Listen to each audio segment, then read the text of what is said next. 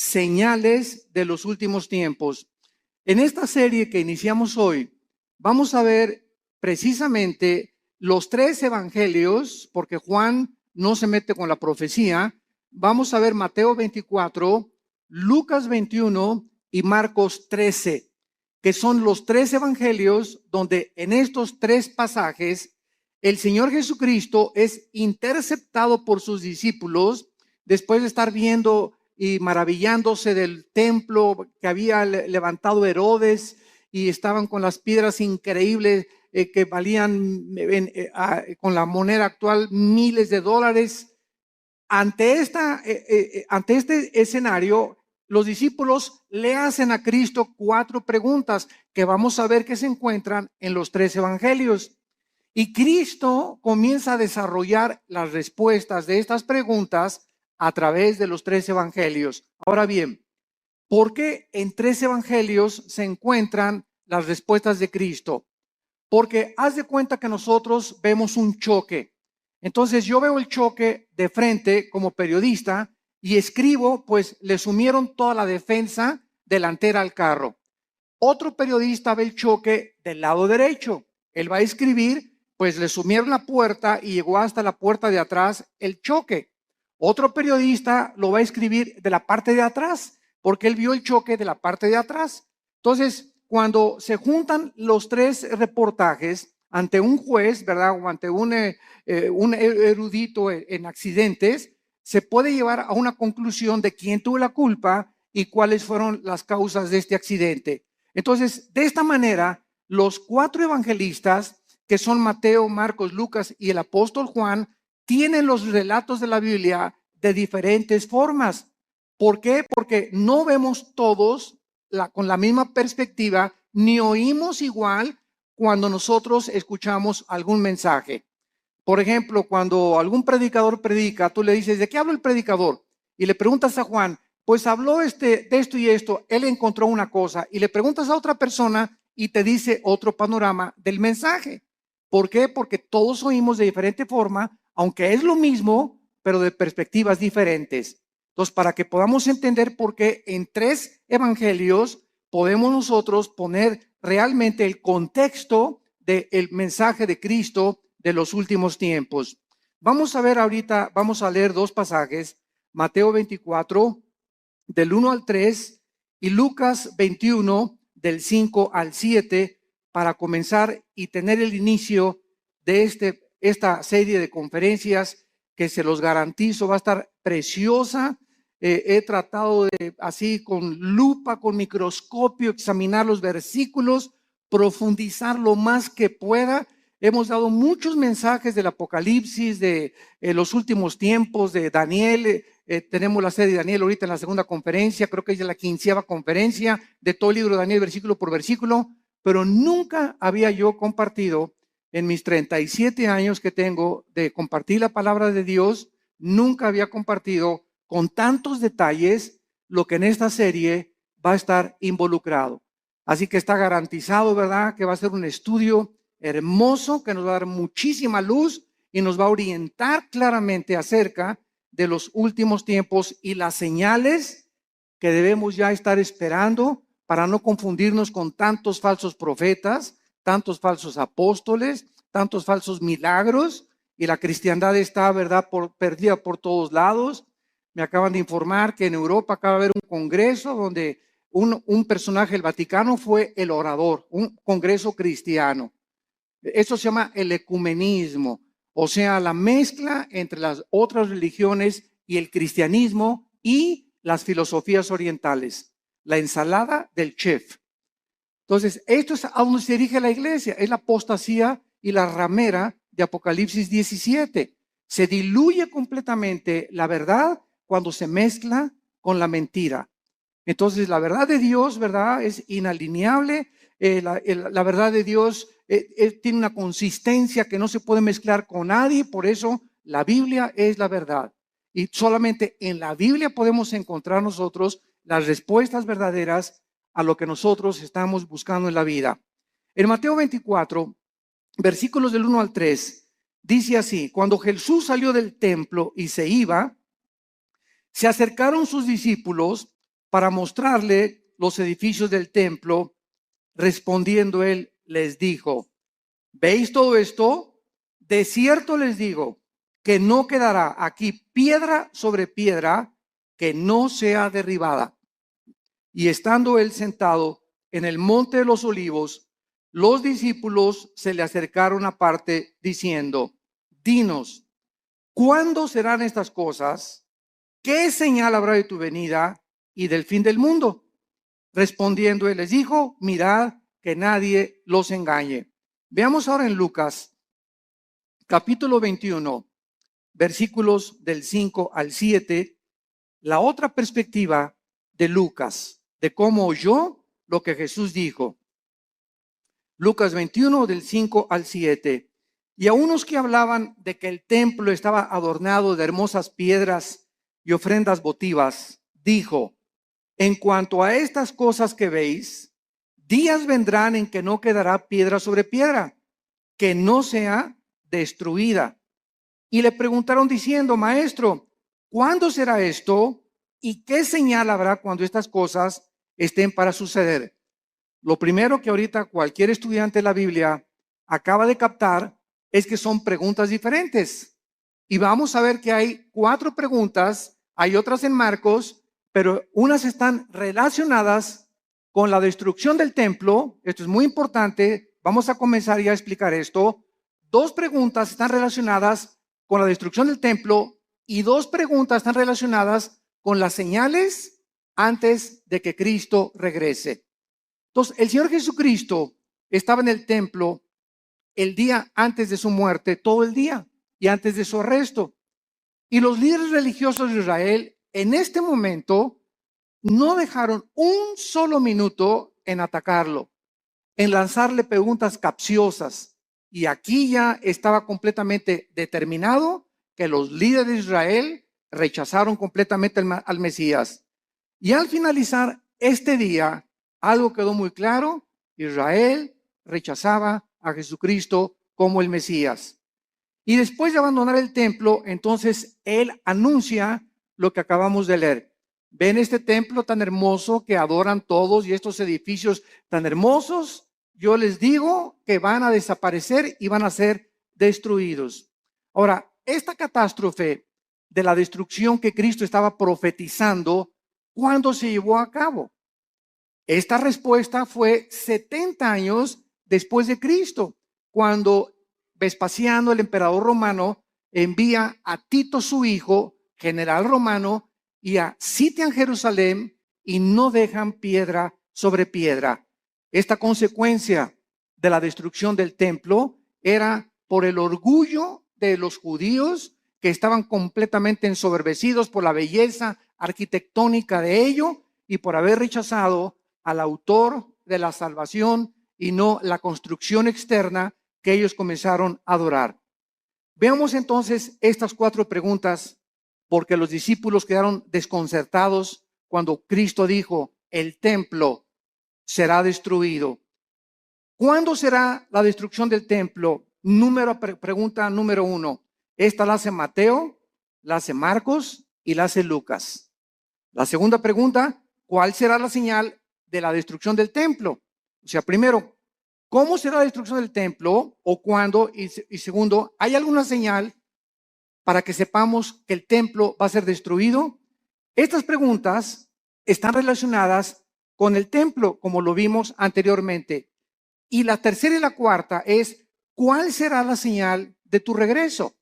Esta pregunta la hace Mateo y la hace Marcos. Dinos una señal de cuándo vienes, Jesús.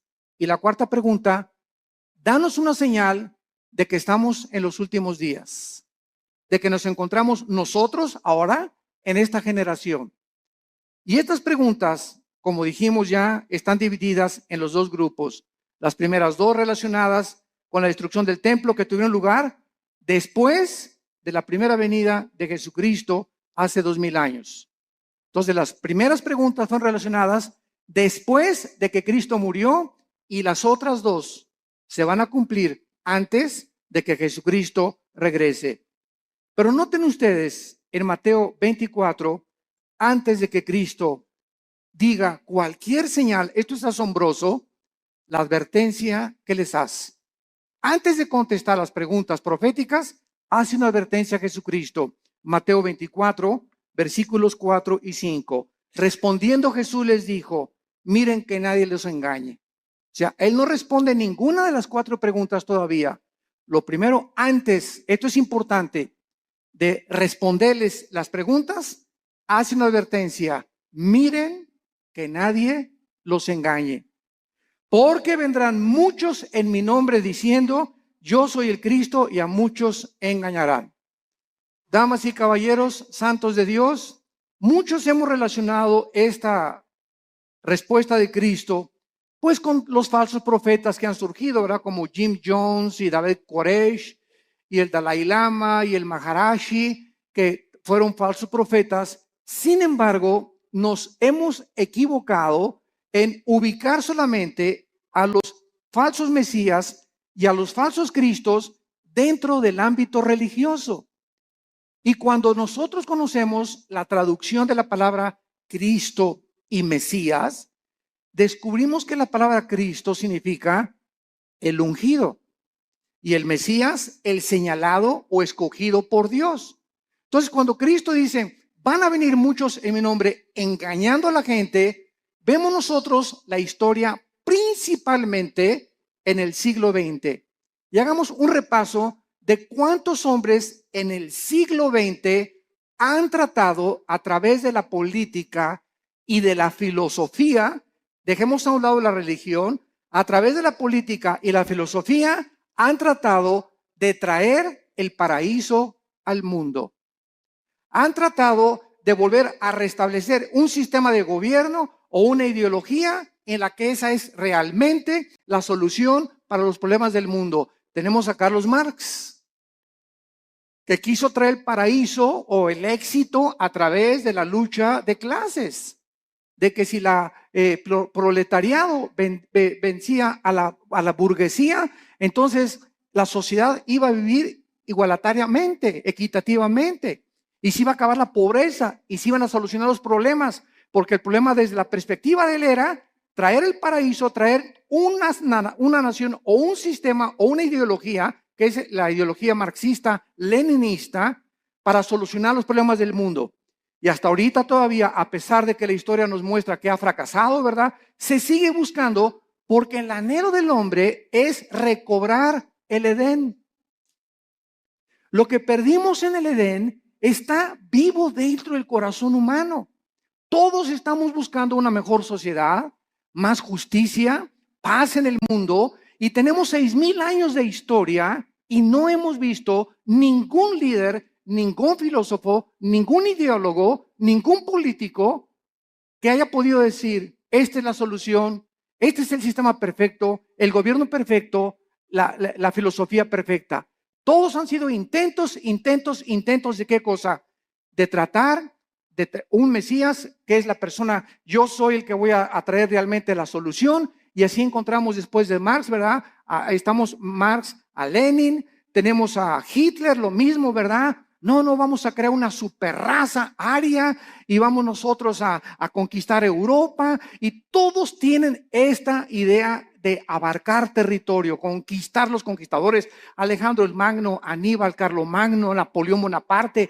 Es la historia de hombres que han tratado de abarcar territorio y llegar a un punto donde gobiernan al mundo o que ninguno lo ha podido lograr, para que de esta manera, ellos equivocadamente piensan que nos dan a la humanidad el paraíso que estamos buscando.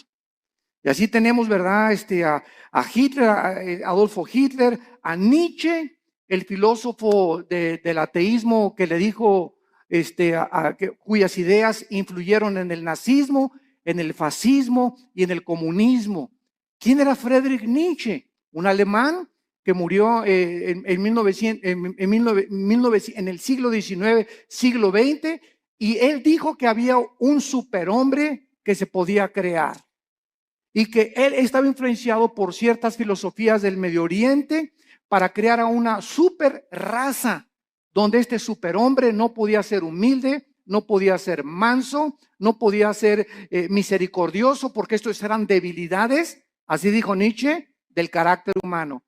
El nuevo hombre tenía que ser fuerte, no debería de llorar, debería ser macho camacho.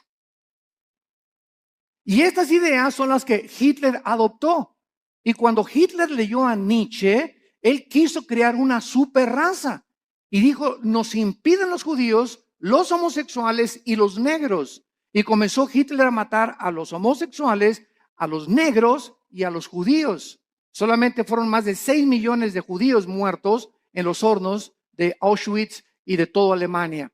¿Por qué? Porque quería Hitler traer, ¿qué cosa? El paraíso. Quería traer el Partido Nacional Socialista o el nazismo como respuesta a poder el mundo ser mejor. Y así tenemos también a Muammar Gaddafi, el ex líder y dictador de Libia, que derribó un avión con 250 pasajeros saliendo de Inglaterra y que tenía un ejército de 20 o 25 guardaespaldas mujeres. Y cuando estaba solo con ellas, las golpeaba, las violaba, las drogaba a todas. Gaddafi se cambiaba 3 veces de ropa al día. En la mañana se vestía de capitán de barco, al mediodía se vestía de árabe y en la noche se vestía de africano. Era un hombre con múltiples personalidades. Era un hombre, ¿verdad? Cruel, sanguinario. Mató a su pueblo, persiguió a su pueblo y murió igual que Hussein, ¿verdad? Como un animal metido en un tubo, lo sacaron y lo violaron. Cuando lo sacaron del tubo y en la ambulancia le dieron un balazo en la cabeza. ¿Qué quería Gaddafi? Convertir a Libia. Ya no sabía él si era árabe o era africano. Y cuando los árabes lo dejaron por lo loco que estaba, dijo que me voy a hacer africano. Y después quería ser occidental. Y así vemos todos estos dictadores. José Stalin, el dictador de Rusia durante la Segunda Guerra Mundial. Después de la Segunda Guerra Mundial manda a matar a más de 15 millones de personas, incluyendo a su familia, a sus hermanas, a sus papás, a sus primos, porque tenía tal paranoia José Stalin que no podía confiar ni de su mamá. Entonces vemos todos estos hombres en su perfil psicológico trayendo el paraíso al mundo, colocándose como Mesías y síganme a mí y yo soy el papucho de los papuchos. Y así tenemos, ¿verdad? Al Maharishi, también los filósofos orientales, el Maharishi que cuando los Beatles, el famoso grupo inglés, en los 60s, a principios de los 70s, viajaron a la India. John Lennon viajó a la India y allá conocieron al Maharishi, las filosofías orientales. Y cuando John Lennon regresó de la India, trajo la marihuana a Inglaterra. Y entonces comenzó a publicar así como si fuera un chiste. Fumamos marihuana. Y en la época de los 60s y los 70s, el 80% se calcula de los jóvenes en el mundo, en Europa y en América, le entraron a la Verde y a la Golden de Acapulco, a la marihuana. Era un mundo, ¿verdad?, donde la marihuana era lo más normal en esa época de los 60s o de los 70s. Entonces, ¿por qué? Porque el Maharishi dijo, al llegar a Los Ángeles, Dios está llegando a Los Ángeles.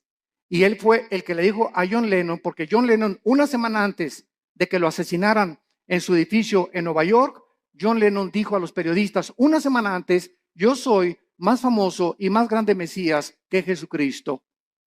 Y a la semana lo asesina un loco, ¿verdad?, que venía de Hawái, que dijo que oyó unas voces que no entendía por qué, él nunca había matado a nadie, que le decían las voces, mata a John Lennon. Y fue y lo mató. Vemos nosotros la obra de Satanás, ¿verdad? Y cómo Dios se hizo un lado ante un hombre que lo estaba retando y estaba diciendo que era mayor que su hijo Jesucristo. Y así tenemos a Jim Jones, que se llevó a 900 personas a la Guyana, 1978, junto a Venezuela en la Guyana. 995 personas les da a beber veneno con Kool-Aid, porque les decía que iba a venir la Tercera Guerra Mundial y que era mucho mejor morirse que poder que seguir viviendo. Y todos se bebieron el veneno, llegaron y encontraron a todos boca abajo, ¿verdad? 995 personas que este hombre las engañó y les dijo que él era Dios, que él era un Mesías. Cuando llegaron a la Guyana les dijo a los esposos, sus esposas son mías. ¿Quién, te preguntas, en sus 5 sentidos puede entregarle su esposa a un loco? O para que se le entregues tienes que estar igual de loco o más loco que la persona que te la pide. Entonces vemos que esto es posible en la naturaleza humana.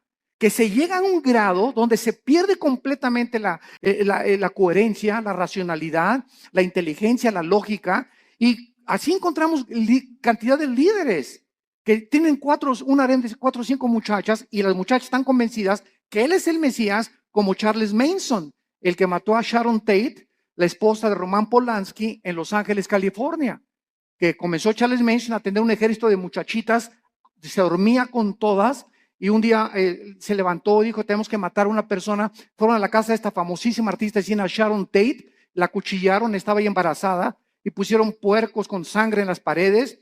Claro que está ahorita en la cárcel, ¿verdad? Se tatuó aquí la suástica de Hitler, la tiene tatuada Charles Manson, y ¿verdad? Pues está completamente loco. Lo mismo, él quería establecer el paraíso con ese grupo de personas.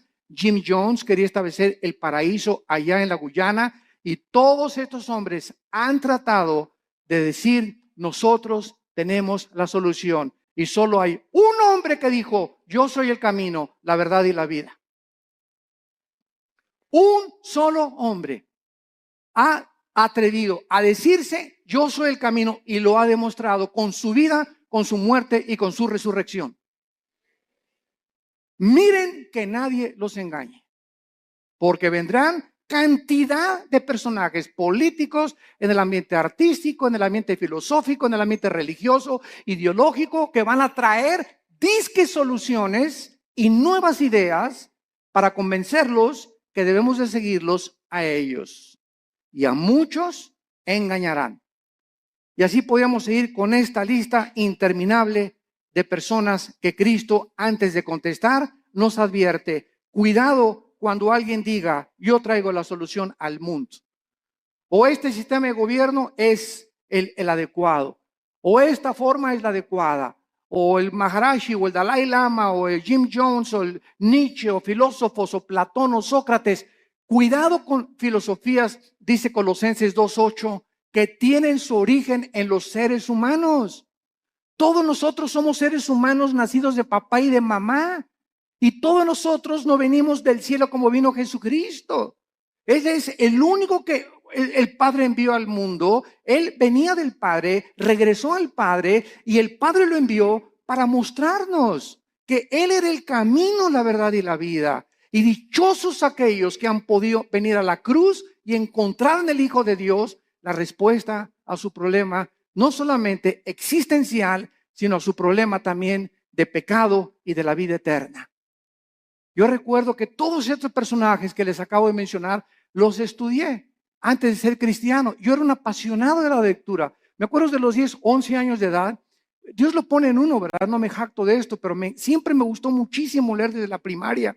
Y me encontraba, la directora me hablaba, ¿qué estás leyendo? Le decía, estoy leyendo las obras de Shakespeare, estoy leyendo Hamlet, estoy leyendo esto, Los tesoros de la juventud. Siempre me gustó mucho leer, y a los 12 o 13 años me apasionó todo lo que era la ideología y el marxismo y el leninismo y todas las filosofías orientales y los líderes religiosos y Mahoma y Buda, etcétera, etcétera.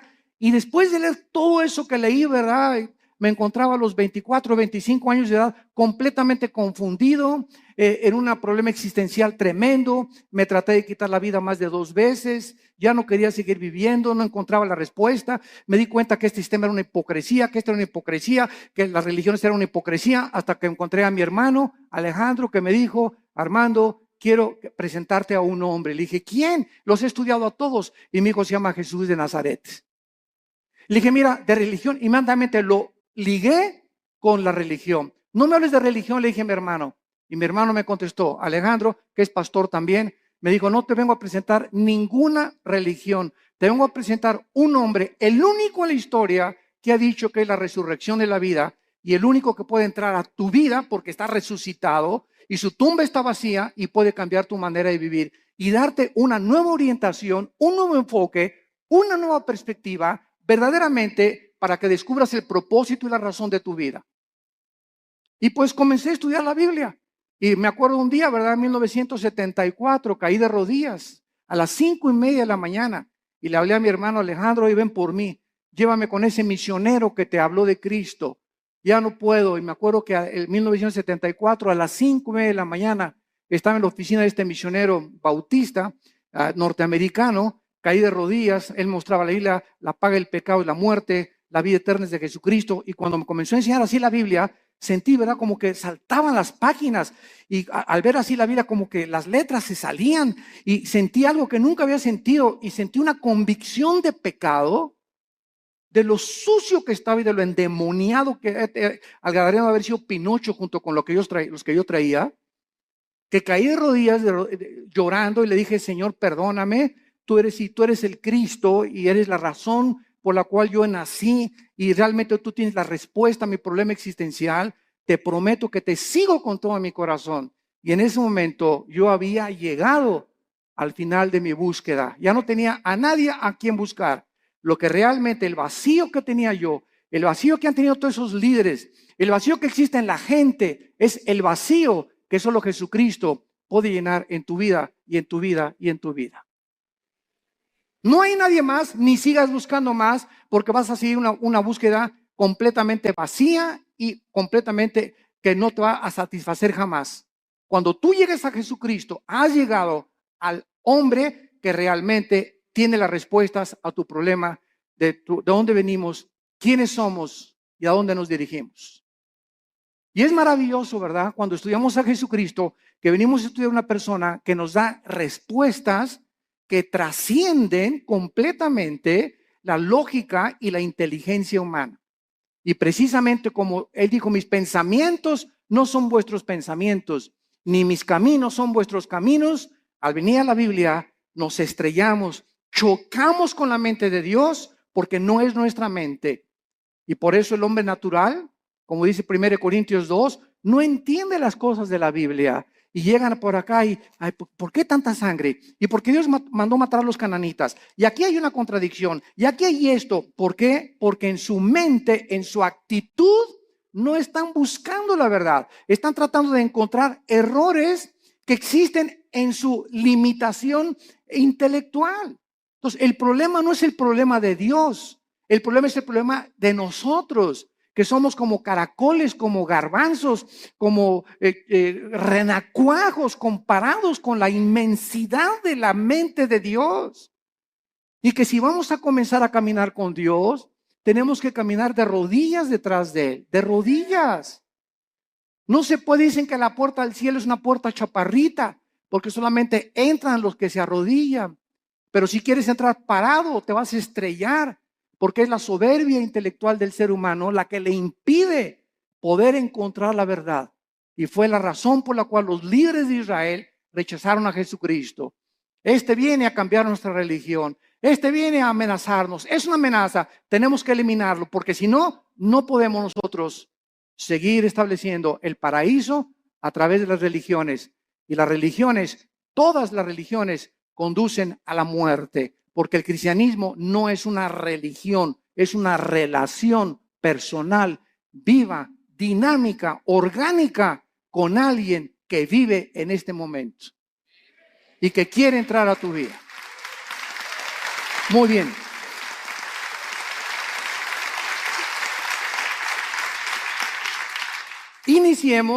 Iniciemos ahora las respuestas a las preguntas 1 y 2. Que recordamos están relacionadas con la destrucción del templo. El Señor Jesús no contestó estas primeras dos preguntas en Mateo 24, pero lo hizo claramente en Lucas 21 y en Marcos 13, en cuanto a cuándo sería la destrucción del templo. Y estos pasajes que vamos a leer ahorita son claramente distinguidos de los últimos días, o sea, en respuesta a cuándo se iba a destruir el templo, vuelvo a repetir, sucedió antes de que Él regresara y después de su muerte. Las otras dos preguntas tienen su respuesta hasta antes de que Él venga en su segunda venida. Las señales del fin del siglo y las señales del regreso del Hijo de Dios. Vamos a Lucas 21 y veamos otra vez la pregunta de los discípulos. Versículo del 12 al 19. Y vean ustedes la respuesta que da Jesús en Lucas. No la dio en Mateo, la dio en Lucas esta pregunta. Esta respuesta a esta pregunta. Lucas 21 del 12 al 19. Pero antes de todas estas cosas, os echarán mano y os perseguirán y os entregarán a las sinagogas y a las cárceles, y seréis llevados ante reyes y ante gobernadores por causa de mi nombre.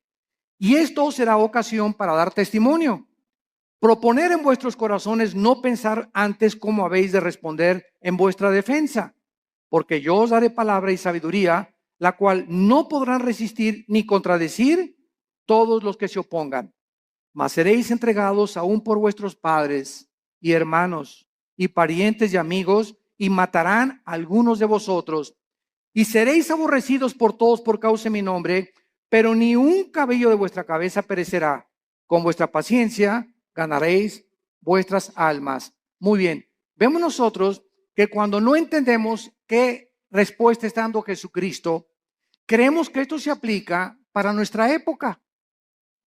Y esta respuesta de Cristo, ¿verdad? Estos versículos describen lo que sucedería antes de la destrucción del templo. O sea, entre la muerte de Cristo y la destrucción del templo pasaron 70 años, porque fue en el año 70 después de Cristo cuando el general Tito, los romanos, arrasaron Jerusalén. Entonces Cristo está describiendo ahorita lo que iba a suceder inmediatamente después de su muerte y antes de la destrucción del templo. Y les advierte claramente, escuchen esto, abran los oídos, esto es a los judíos, porque fue en Jerusalén y en Samaria donde el evangelio comenzó a propagarse. Les advierte de la gran persecución que vendría contra ellos. Noten el versículo 12 de Lucas 21 la palabra sinagogas. Aquí, por esta razón, esta palabra es una clave para descubrir que está hablándoles a los judíos, porque está diciéndoles, los entregarán sus propios hermanos. Los mismos judíos, vamos a verlo más tarde, en el libro de los Hechos, fueron los judíos los que comenzaron a perseguir a los seguidores de Jesucristo. Y veamos nosotros en Marcos 13, versículo 9, Marcos 13, 9. Pero mirad por vosotros mismos, porque os entregarán a los concilios y en las sinagogas os azotarán. Marcos también responde y les dice a los judíos, usando la palabra concilios, que era un concilio, las cortes de los judíos, los lugares donde los judíos juzgaban a los judíos.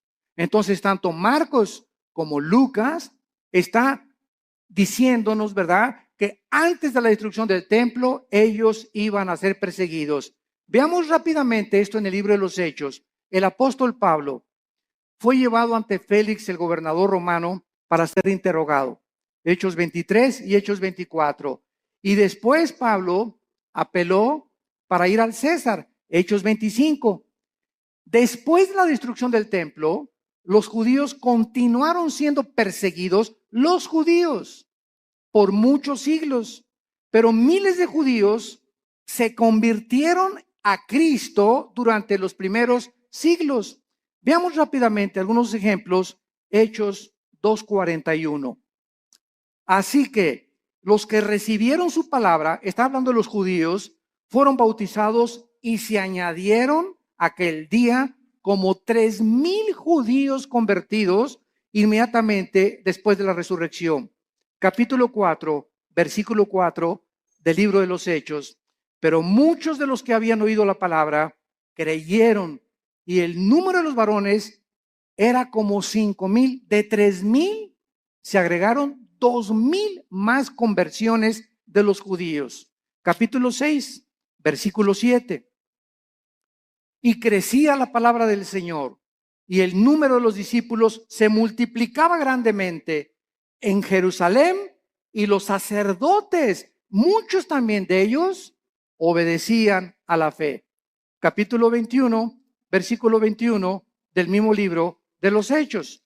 Y dice así: cuando ellos lo oyeron, glorificaron a Dios y le dijeron: ya ves, hermano, cuántos millares de judíos hay que han creído, y todos son celosos por la ley.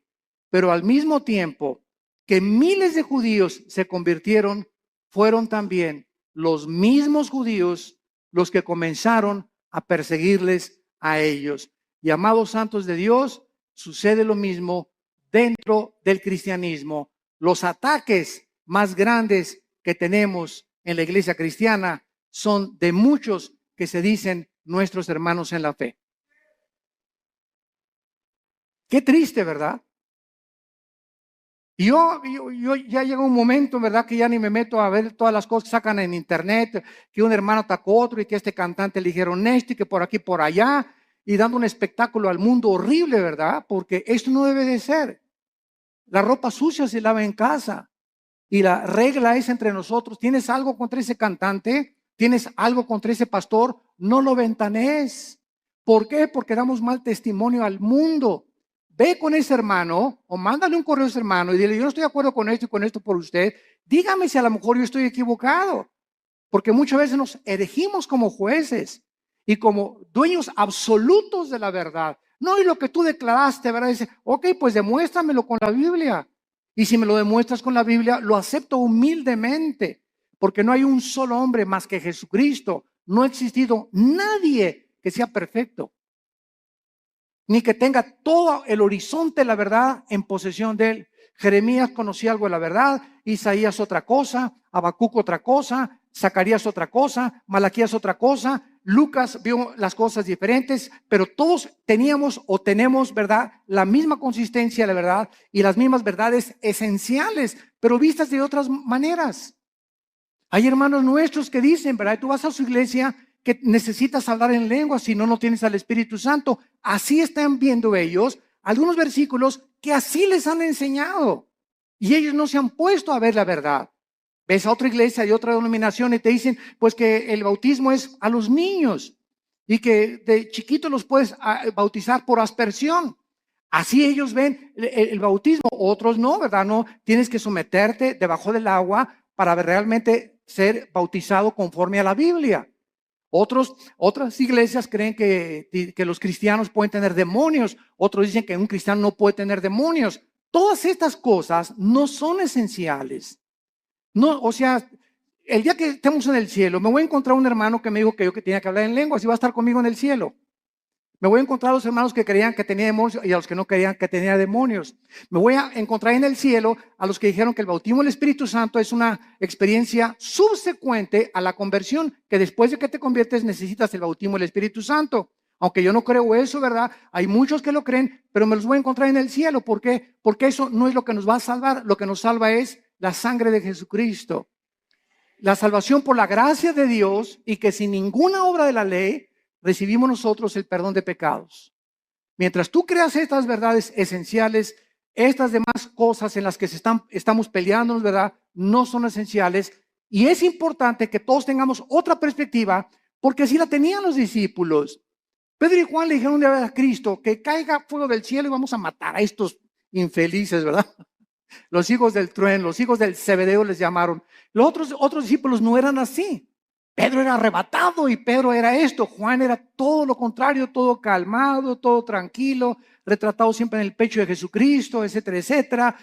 Tomás el Dídimo era agnóstico, ¿verdad? Y todo lo dudaba, pero ninguna de estas cosas les impidió que pudieran concentrarse, puestos los ojos en lo que es más importante, en Jesús, el autor y el consumador de nuestra fe. Muy bien.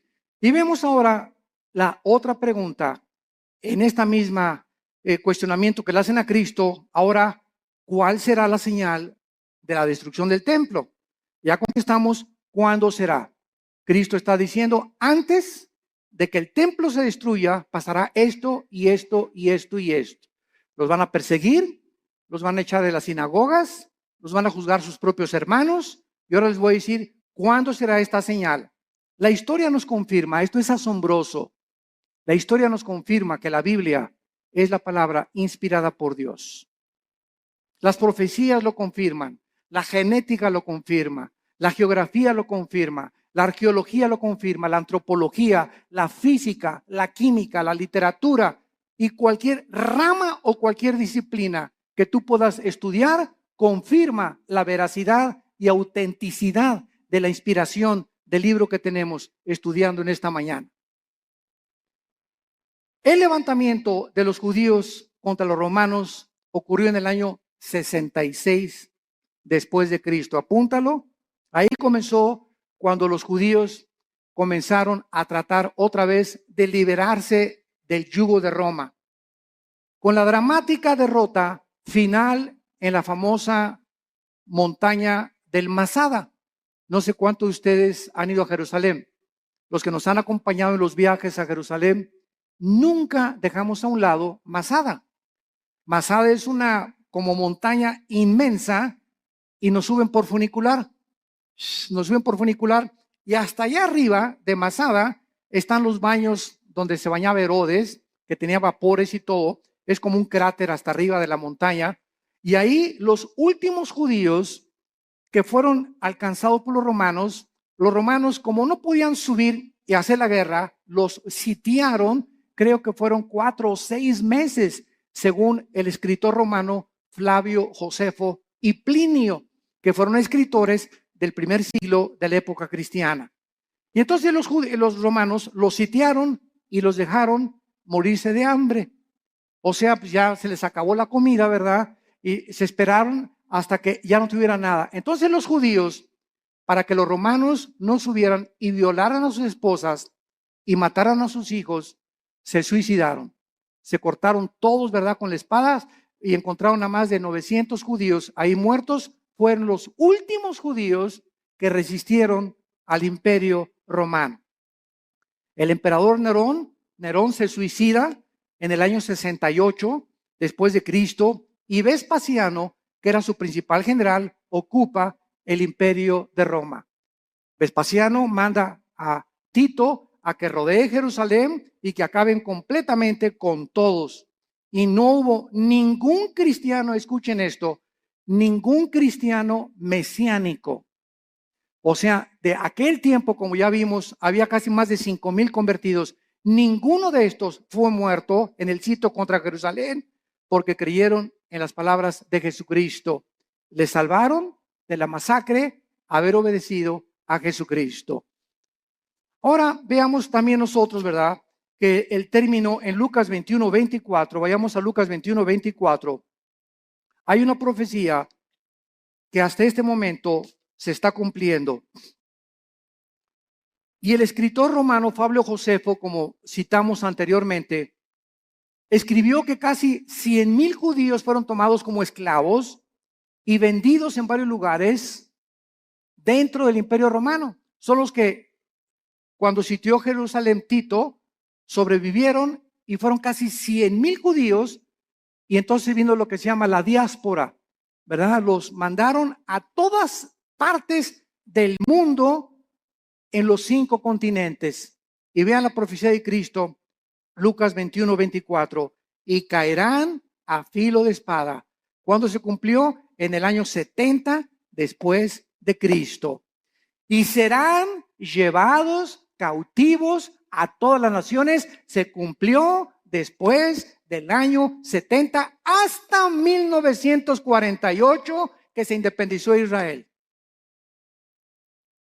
Y andas ahí buscando a Nostradamus. ¿Qué dice Nostradamus? Jesús, María y José y el burrito que los acompaña.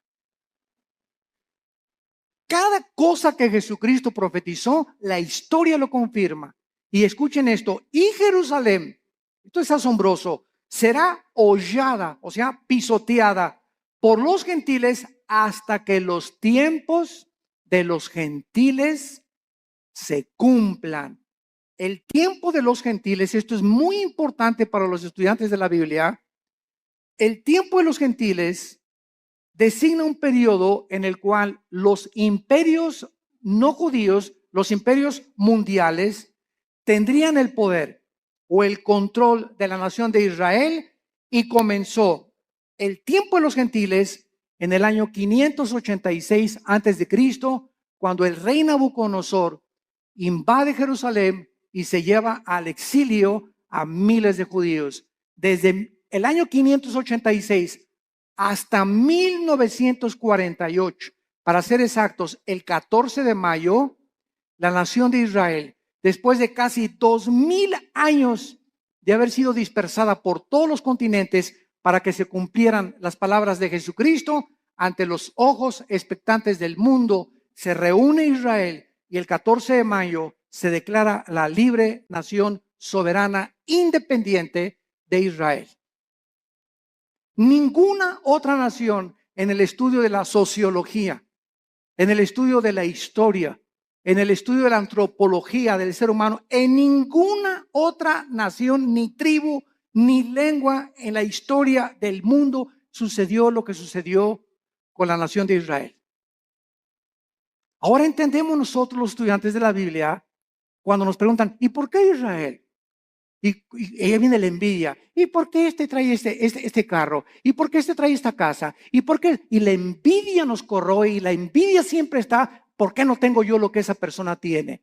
Y sabemos la respuesta, simplemente porque Dios escogió a Israel para que los ojos del mundo se concentraran en esta nación y pudiéramos ver nosotros, esta generación que ahorita está escuchando estas palabras, que somos la generación le llaman en inglés los baby boomers, los que nacieron del 45 más o menos a nuestros años, o los del 70 o 70, 80, o naciste en los 90, etc. Pero tú eres testigo de que en el 48 Israel regresó conforme a profecías de hace 2500 años y las palabras de Cristo hace 2000 años.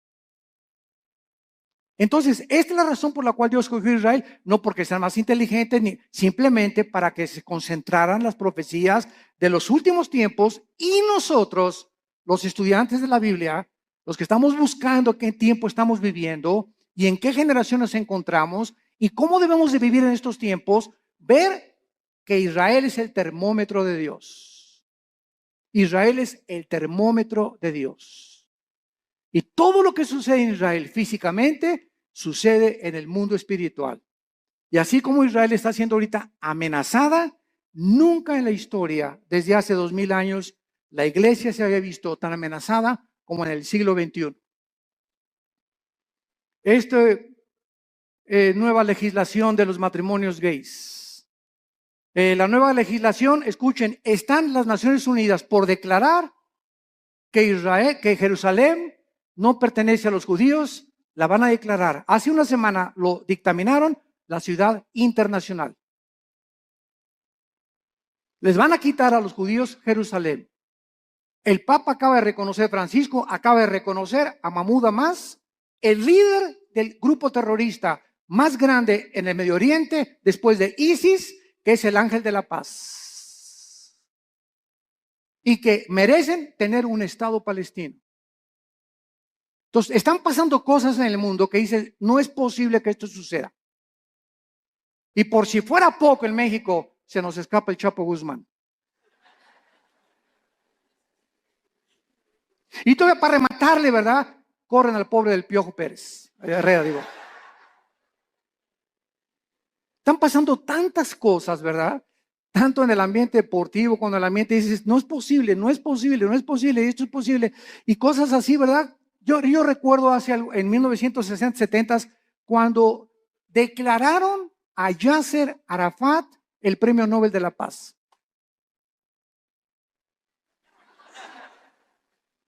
¿Cómo es posible que al más grande líder terrorista, que en 1972 mató a más de 15 atletas judíos en Berlín, en las Olimpiadas en Múnich, en Berlín, en Alemania, ¿cómo es posible que lo hayan declarado el Premio Nobel de la Paz?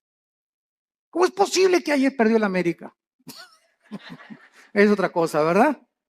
Después nos peleamos por eso. Bueno, vemos entonces claramente que Jesucristo está hablando claramente y ahora va a contestar las preguntas 3 y 4.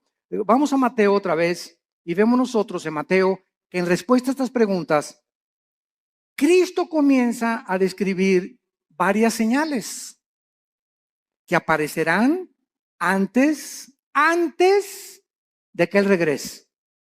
Como guerras a gran escala, pestes, hambres, terremotos, martirio de creyentes, falsos profetas, odio y poco amor entre los cristianos.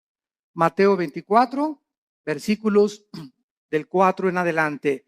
Respondió Cristo, mirad que nadie los engañe. Ya vimos esta advertencia detenidamente, porque vendrán muchos en mi nombre diciendo yo soy el Cristo, oirán de guerras y rumores de guerras. Aquí nos detenemos rápido Todo esto lo vamos a examinar con muchísimo detalle. Y vamos a ver cuántas guerras ha habido.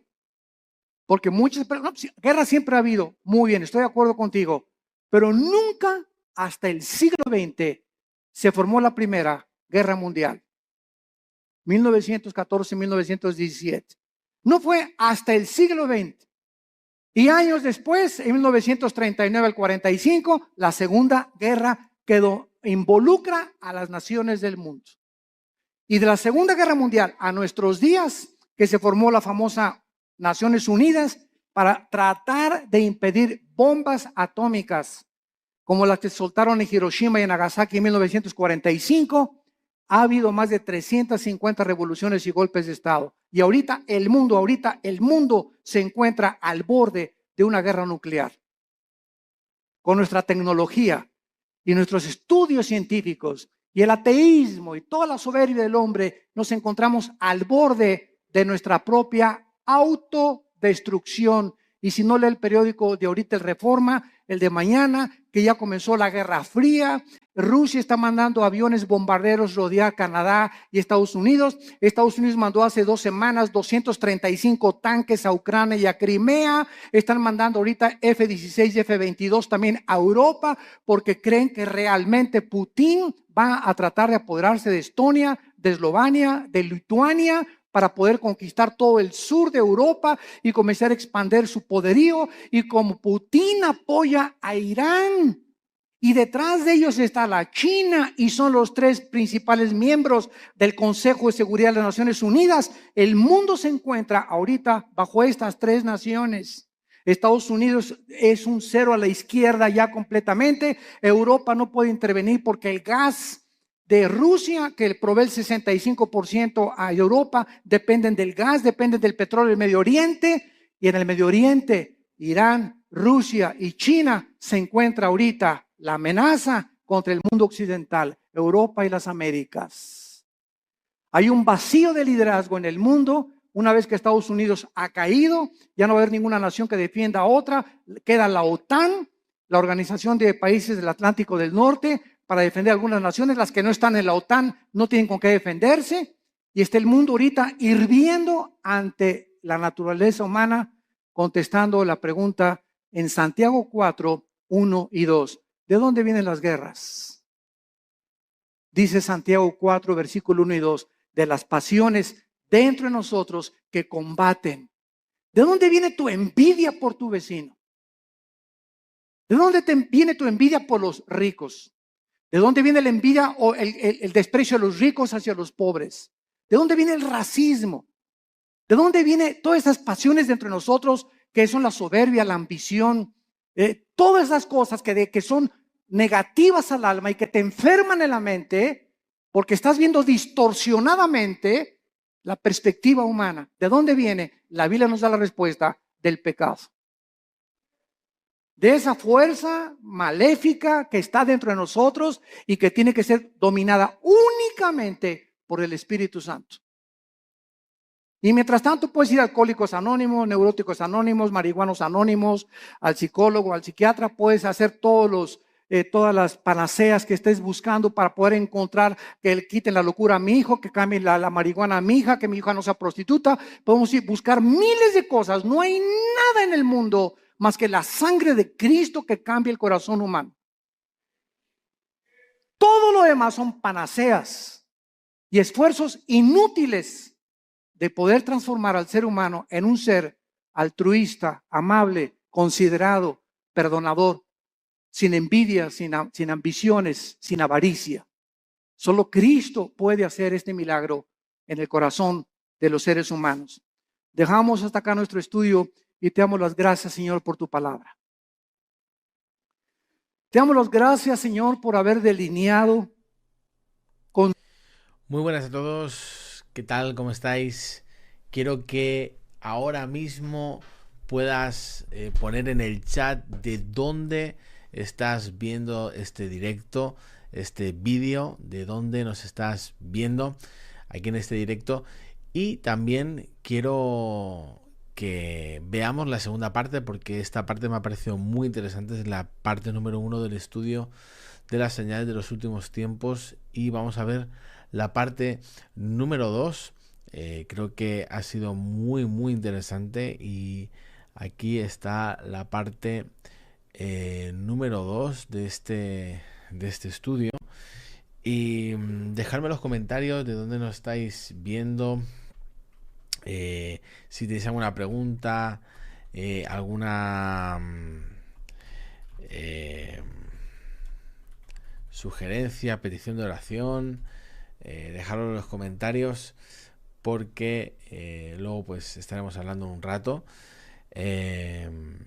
Pero quiero saludaros a todos. Un saludo ahí a los que han escrito por el chat. A Luis Reyes, saludos a Oscar Hernández, bendiciones, saludos desde Houston, Texas.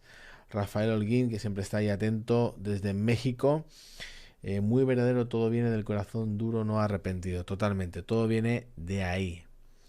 Todo viene de ahí. Y quiero que ahora mismo vayamos a ver De los últimos días. esta Esta es la segunda parte de esta serie. segunda parte. Y estamos precisamente a la luz y la relevancia de todo lo que está pasando alrededor en las naciones. Venir a este libro maravilloso que es la Biblia, no al libro de Nostradamus, ni del Islam, ni de los judaísmos, ni del hinduismo. Ninguno de los libros sagrados que existen alrededor de la Biblia contiene las profecías tan exactas y la sobrenaturalidad que la Biblia nos ofrece para que el que quiera tener oídos, que oiga. Porque si ya no creen a esto, como dijo Jesucristo, ya no creerán ni aunque alguien se les aparezca de entre los muertos. Abran su Biblia en Mateo capítulo 24 y estamos viendo que Jesucristo contestó algunas preguntas que le hicieron antes, ya esta es la víspera ya de su muerte, que los discípulos estaban concentrados en estas preguntas. Y en Mateo 24, cuando Jesús salió del templo y se iba, se acercaron sus discípulos para mostrarle los edificios del templo. Respondiendo él, les dijo: ¿veis todo esto? De cierto os digo que no quedará aquí piedra sobre piedra que no sea derribada. En otras palabras, esta profecía se cumplió 70 años después de que lo crucificaron, cuando el general Tito, con una legión romana, llegó a Jerusalén, enviado por Vespasiano, su papá, el emperador romano, y destruyó completamente la ciudad de Jerusalén. Y desde el año 70 hasta el 14 de mayo de 1948, Israel vivió dispersado en la diáspora por todas las naciones.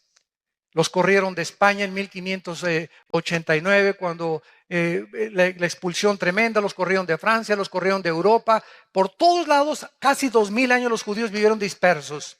Y hasta 1948, que regresaron a su tierra, el reloj profético de Dios se comenzó otra vez a echar a andar, porque las profecías finales de la Biblia no podían comenzar a hacer una realidad hasta que Israel regresara físicamente a su tierra. Entonces Cristo les profetiza que ese templo, ¿verdad?, tan maravilloso que admiraban, con alfombras persas y candiles franceses, y quién sabe Herodes cuántas bellezas arquitectónicas puso al templo, no quedó piedra sobre piedra. Y estando él sentado, versículo 3, en el monte de los Olivos, los discípulos se le acercaron aparte diciendo: observemos las preguntas que le hicieron.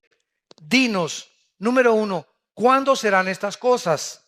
2, ¿qué señal habrá de cuando tú regreses, de tu venida? Y 3, ¿qué señal hay de que el fin del mundo o el fin de la historia ya se acerca? Vemos que en respuesta a estas preguntas, Cristo comenzó a describirles algunas señales que a continuación vamos a mencionar, como guerras en gran escala, pestes, terremotos, martirio de creyentes, falsos profetas, odio, y el amor entre los cristianos poco a poco se iba a desvanecer. Además, el evangelio sería predicado en todas las naciones y entonces vendría el fin. En el versículo 8, Cristo les dice que esto sería el principio de los dolores. O sea, no existe ninguna duda de que nos encontramos en el 2015, en el siglo XXI, en el principio de los dolores. Nunca en la historia, como en el siglo XX, se juntaron las naciones para combatir unas contra otras en la Primera Guerra Mundial y en la Segunda Guerra Mundial. 1914, 1917, 1939, 1945. Después de las dos guerras mundiales en el siglo XX, siempre ha habido guerras en la historia, pero nunca como Jesucristo lo profetizó, nación contra nación, o sea, unos contra todos. Y además vemos nosotros que hubo más de 270 revoluciones después de la Segunda Guerra Mundial. Y la Liga de las Naciones, que se conformó después como la Organización de las Naciones Unidas, se unieron para tratar de evitar una tercera guerra mundial. Y ahorita, en septiembre del 2015, el mundo se encuentra al borde de una tercera guerra mundial. Y como foco y el centro del conflicto es el Medio Oriente, tal como la Biblia lo profetizó. Que la tercera guerra mundial se llevaría a cabo y tendría su origen en la región geográfica donde ahorita es una olla hirviendo: Siria, Irak, Irán. Hace 3 días los rusos están comenzando a enviar helicópteros y jets a Siria, porque el gobierno de Rusia tiene que apoyar el gobierno del presidente sirio Assad. Porque Rusia tiene que defender a que no derriben a Assad. Y la razón por la cual hay esta guerra civil ahorita en Siria es la razón por la cual, escuchen, más de 4 millones de refugiados están por todas las naciones de Europa huyendo. Con lo que traen en la mano nada más, con sus niños, con 2 o 3 naranjas, ni colchón, ni cama, ni cojín, nada absolutamente, ni una cuenta del banco, ni $3, con lo que pueden. Millones ya. Austria y Hungría tuvieron ya que cerrar las fronteras. Ya no les caben los refugiados. Inglaterra va a recibir 25,000, Alemania va a recibir 20,000, Estados Unidos va a recibir 10,000. Los únicos que no quieren recibir refugiados son los países árabes, que son sus hermanos. A Arabia Saudita le cerró la puerta a 0 refugiados. Qué increíble, ¿verdad? Que esto esté sucediendo en el pleno siglo XXI. ¿Y saben ustedes lo que significa esto? Que todos estos millones de refugiados que están entrando a Europa, principalmente, la mayor parte de ellos musulmanes, hay una infiltración de ISIS, como no se imaginan. Estados Unidos va a recibir a 10,000. México, ¿verdad? Ya tenemos suficientes los que entran por Guatemala. Y los que llegan de otras, de Centroamérica, que quieren llegar hasta Estados Unidos. Pero lo que significa esto es lo que la Biblia dice. Hace 4 o 5 años, por cada europeo que nacían 7 musulmanes. O sea, se reproducen como conejas las musulmanas. Y lo hacen a propósito. Ellas no tienen métodos anticonceptivos, ni mucho menos. Los europeos ya no quieren tener hijos. Todo esto para que ustedes comiencen a asimilar el panorama del mundo que estamos viviendo. No es el mundo de Chapultepec nada más.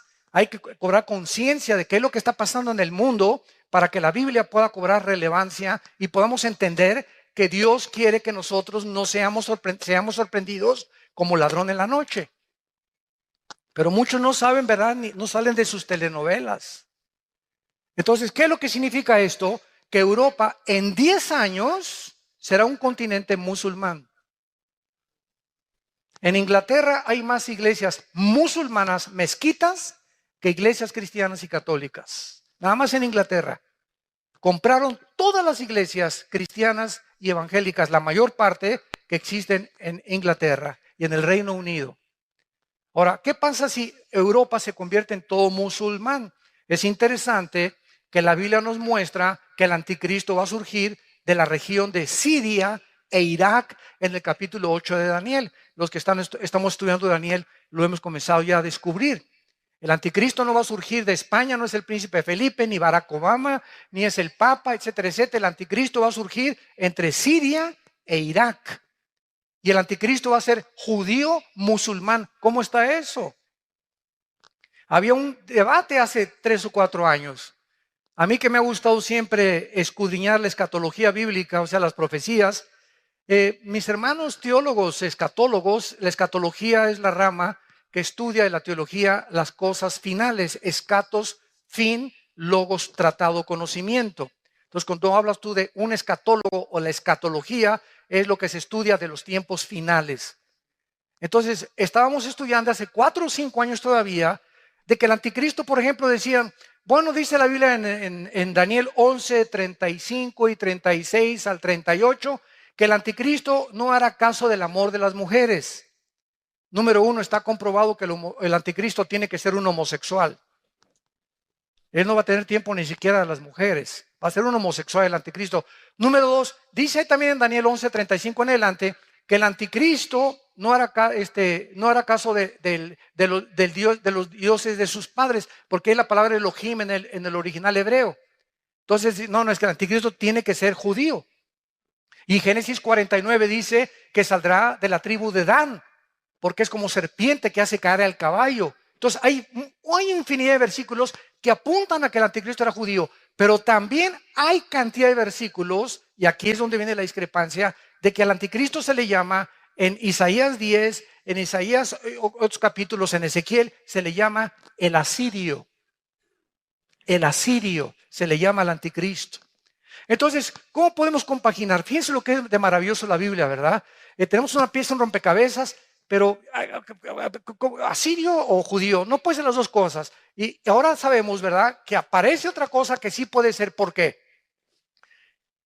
Hace 2700 años, o sea, 700 años antes de Cristo, los asirios se llevaron cautivas a las 10 tribus de Israel a Siria en el año 722 antes de Cristo. Síganme con cuidado. Desde el año 722 antes de Cristo, estamos hablando de hace 2722 años hasta la fecha, esas 10 tribus de Israel se mezclaron con el mundo entero. Y por eso hay ahorita muchos en México que sin saberlo son de ascendencia judía. El apellido Pérez, por ejemplo, es judío. Díaz, González, los EZs tienen mucha relevancia con el Medio Oriente. Y hay italianos judíos, hay nicaragüenses, sin que lo sepan ellos, hondureños. Hay negritos en Etiopía judíos. Entonces, el judaísmo no es solamente las personas que están en Israel, porque las 10 tribus se mezclaron con el mundo entero. Y fue precisamente en Asiria donde está el conflicto ahorita. Entonces, el anticristo tiene que ser forzosamente judío, pero al mismo tiempo musulmán. Porque para que él gobierne Europa, y si en 10 o 15 años Europa es un continente musulmán, nadie va a obedecer al anticristo con otra religión. Además, en Apocalipsis 20, versículo 3 y 4, dice que el anticristo va a decapitar a las personas y la única religión que le corta la cabeza a la gente son los musulmanes, el Islam. Y es precisamente lo que Bagdadi, el jefe de ISIS, ahorita en Irak, está haciendo, decapitando a todas las personas. O sea, ¿qué instrumento usará el anticristo? No va a usar la silla eléctrica, no va a usar el fusilamiento, no va a usar la horca. Para los que se nieguen a sellarse con el 666, el anticristo va a usar la decapitación. Y es interesante que se acaban de comprar más de 1 millón de guillotinas en Europa. Y Estados Unidos adquirió 125,000 guillotinas en los últimos 2 años. La pregunta es, ¿para qué? ¿Para qué? Todo se está completamente conformando, tal como la Biblia lo profetizó. Y Cristo quiere, a través de estas señales que estamos estudiando, y va a ser maravillosa esta serie, que veamos con versículo por versículo, con lupa, con microscopio, examinando la relevancia de los acontecimientos internacionales, buscando en la Biblia si coinciden con las profecías bíblicas, para unir las piezas del rompecabezas, para tener un panorama mucho más claro, para que podamos entender en qué tiempos nos encontramos. Y no son tiempos de temor, son tiempos donde al saber que está más cerca que nunca nuestra redención y que Jesucristo ya no tarda, es más rápido de lo que nos imaginamos, viene por nosotros, hagamos firme nuestra vocación y elección. ¿Verdad? Nos acerquemos más y más al Señor.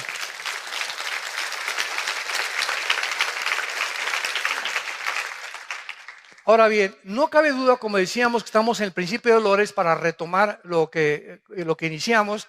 ¿Por qué nos encontramos en el principio de dolores?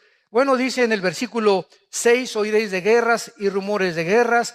Miren que no se turben porque es necesario que todo esto acontezca, pero aún no es el fin, porque se levantará nación contra nación y reino contra reino. O sea, se levantarán políticamente naciones unas contra otras y se levantarán grupos étnicos. Es increíble que la religión del Islam, que está dividida en dos ramas, los sunis y los chiitas, que descienden los dos de Mahoma del año 630 después de Cristo. Los sunis creen que ellos son los herederos de Mahoma, directamente a través de la línea física de Mahoma. Los chiitas creen lo contrario, que ellos por herencia o por autoridad se puede designar al descendiente de Mahoma. Entonces, por eso el Islam está dividido en dos ramas.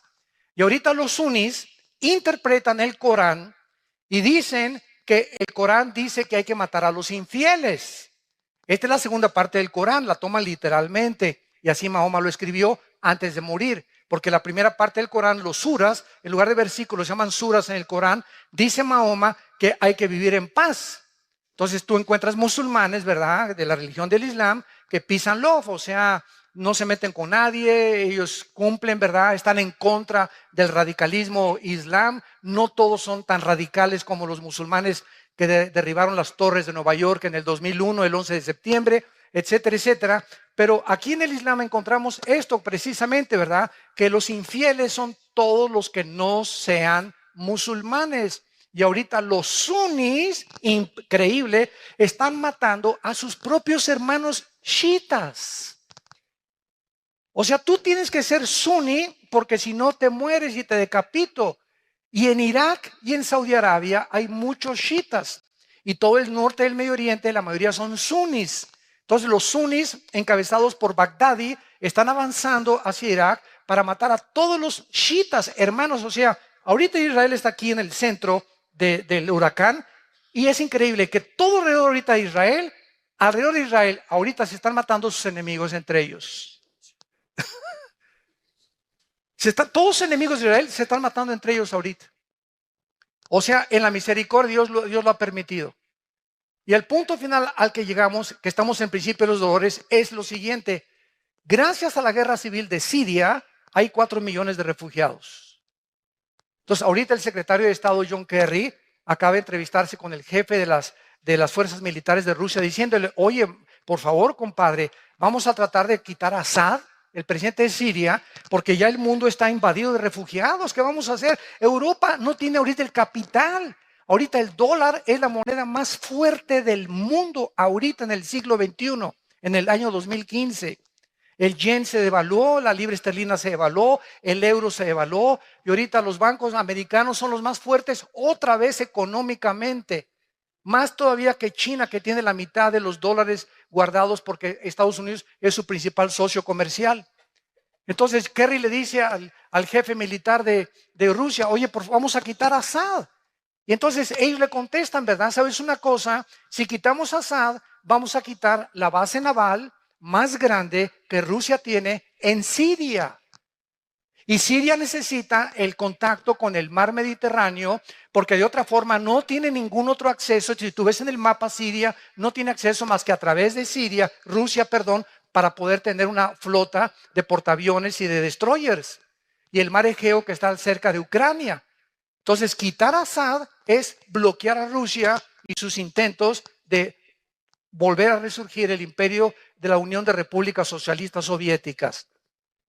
Ahora, a Rusia lo respalda China. Y Rusia y China forman parte en el Consejo de Seguridad de las Naciones Unidas de las naciones más influyentes. Entonces, ahorita el Consejo de la ONU está gobernado por Rusia, China e Irán. Porque Rusia sigue también apoyando a Irán. E Irán apoya y sostiene a Hezbollah, el grupo terrorista que se encuentra en el Líbano. Y ahorita es un relajo completamente el Medio Oriente y nos encontramos con millones de migrantes. Prenda la televisión ahorita a las 24 horas del día. Te parte el corazón. Te parte el corazón. Los niños ahogándose en el mar, se suben a una lancha para ir en el Mediterráneo para escaparse de Siria, etcétera, etcétera. Y como nada más caben 10 o 15 en la lancha, a los que no sirven los ahogan. Porque si no, la lancha se hunde, no puede aguantar más de 15 personas o 20 personas. Y vemos a los niños flotando ya en el mar, sacrificando a los niños, porque no quieren que los niños vengan con ellos, para que los niños no sufran el hambre que van a sufrir como refugiados en Europa, porque Europa no tiene que darles para comer. Este es el siglo, damas y caballeros, que en el siglo XX los ateos dijeron: la tecnología y los descubrimientos científicos y tecnológicos que el ser humano ha alcanzado en el siglo XX son los que compondrán el mundo, y la ciencia es nuestra diosa, y junto con el dinero y el sexo. Y no han pasado más que 15 años en el inicio del siglo XXI, donde el hombre se encuentra haciendo el ridículo como administrador del planeta Tierra. Los políticos han perdido completamente la brújula, la moral está por los suelos, el mundo está confundido, la pobreza aumenta y se voltean contra Dios. ¿Dónde está Dios? ¿Dónde está Dios? ¿Dónde están tus pecados? Como dice en Santiago capítulo 4, ¿de dónde vienen las guerras? No le eche la culpa a Dios de vuestras pasiones que combaten unas con otras dentro del corazón. Porque dentro del corazón del ser humano hay ambición, hay envidia, hay codicia. De tener más terreno, de combatir a esto, de tener mi imperio, de vivir para mí, para mis intereses. Y esta es la razón por la cual el mundo tiene que llegar al nivel que la Biblia profetizó hace 2000 años. Y es el mundo que estamos viviendo. Y es la oportunidad más grande que tenemos, porque para esta hora nacimos. Para esta hora ha llegado la iglesia para hacer luz. Ahorita tu familia, en tu escuela, en tu bufete, en tu taller mecánico, en tu consultorio médico, en tu trabajo, ahorita toda la gente que tienes a tu alrededor están en tinieblas, viven en tinieblas, en la inmoralidad, en la confusión política, filosófica, religiosa. Y es el momento que levantes la luz, que alumbremos, somos la luz del mundo. La iglesia tiene que despertar, tenemos que entender cuál es nuestra misión. No es venir aquí este domingo nada más bajo 4 paredes y estar aquí calentando en la silla y de lunes a viernes ni siquiera te acuerdas de la Biblia ni de Dios, ni a nadie le hablas de Cristo desde que te convertiste. No has ganado ni una sola alma para el reino de Dios. ¿Y así esperas irte en el arrebatamiento de la iglesia? Muchos me dirán: Señor, Señor. Acuérdate eso en Mateo capítulo 7. Muchos me dirán: Señor, Señor. Hablamos en lenguas, hasta ruso hablamos, hicimos señales, hicimos milagros. Y les dirá el Señor: nunca los conocí, hacedores de maldad. Porque no son por los dones por los cuales nos conocemos por el fruto, no por los dones. Los mormones hablan lenguas, los católicos hablan lenguas. No vengas a pantallar con que hablas en lenguas. Si lo tienes, gracias a Dios, pero no es una evidencia completa, porque pueden ser también lenguas demoníacas. Hay las de Dios originales y el diablo también las puede producir. Los hindúes hablan en lenguas, los santeros en Cuba hablan en lenguas. Entonces no nos confiemos que porque tenemos dones y que esto y que el otro. Se me apareció Juan Gabriel anoche y se me apareció por el amor de Dios. Perdón, Gabriel. Le quitamos el Juan, ¿verdad? Vean ustedes en Juan capítulo 16. Denle vuelta ahí a Mateo. Está Lucas y tenemos a Juan 16. Que el Señor se refiere a las señales de estos tiempos que estamos viviendo: tsunamis, terremotos, caída de la bolsa, caída del petróleo. Nunca el petróleo había caído al nivel en que se encuentra actualmente.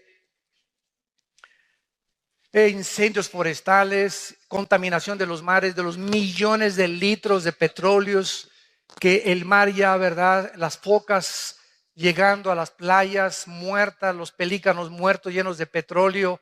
Las ballenas están metiéndose a la playa muertas también. Tiburones ya están atacando toda la costa de Florida del lado del Atlántico, ya están viniéndose en las playas, cosa que no había sucedido. Están pasando cosas tremendas, temblores de 8, de 9 grados en la escala de Richter, etcétera, etcétera. Y todo este mundo en que nos encontramos, confusión política. Ahorita si juntamos a los políticos en el mundo, ¿verdad? Es increíble la cantidad de lunáticos que están gobernando muchas naciones, dictadores que están gobernando muchas naciones, tratando de instituir sistemas de gobierno que creen ellos que agarrando al pueblo y metiendo en una cárcel o haciendo una cárcel de la nación y oprimiendo al pueblo. Ese es el gobierno que deben de tener sin interesarles el beneficio de los pueblos. Así está el mundo en que vivimos y nosotros gritamos justicia. Anhelamos la justicia.